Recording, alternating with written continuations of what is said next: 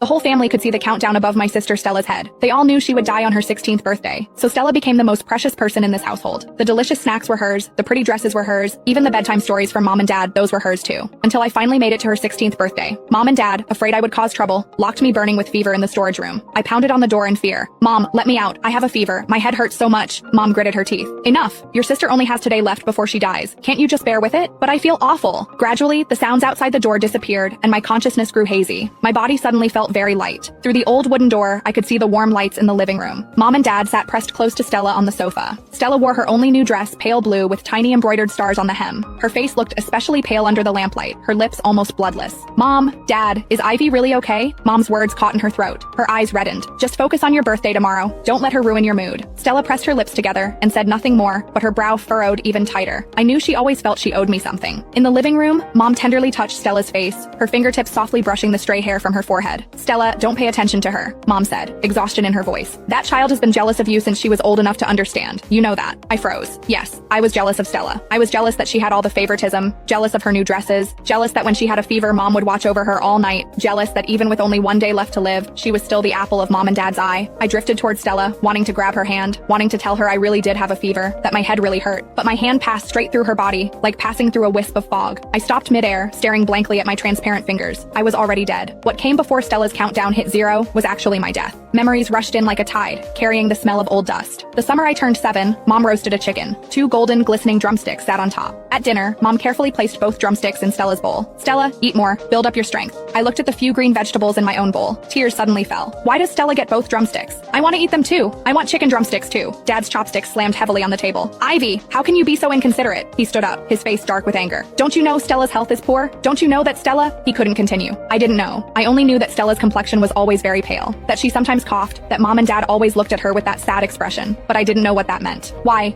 does everything belong to Stella?" I cried out, jumping down from my chair and pointing at Stella sitting across from me. "Why don't you just die? Give my things back to me." Stella's tears instantly fell, big drops splashing into her bowl. She opened her mouth but couldn't make a sound. Mom shot up and slapped me across the face. That was the first time I'd been hit so hard. Stella lunged forward to protect me, but Mom held her back tightly. Let her learn her lesson. Let her know what she can and can't say. The next day, I overheard Mom and Dad talking in the kitchen. 9 more years left. Mom's voice was crying. I know. Dad's voice was hoarse. 9 years, just 9 years. That's when I learned that Stella really would die. That the numbers above her head that no one else could see were her life countdown. In the living room, Mom and Dad, eyes red, carefully sent Stella back to her room. I watched, my heart suddenly aching. Should we let Ivy out? Dad's voice was soft. Mom was silent for a long time. Let her endure it a bit longer. Mom finally spoke, her voice so exhausted it seemed to take all her strength. At least, let Stella spend this birthday peacefully. Just this one day, the last day. I saw Mom raise her hand to wipe her eyes. "Ivy will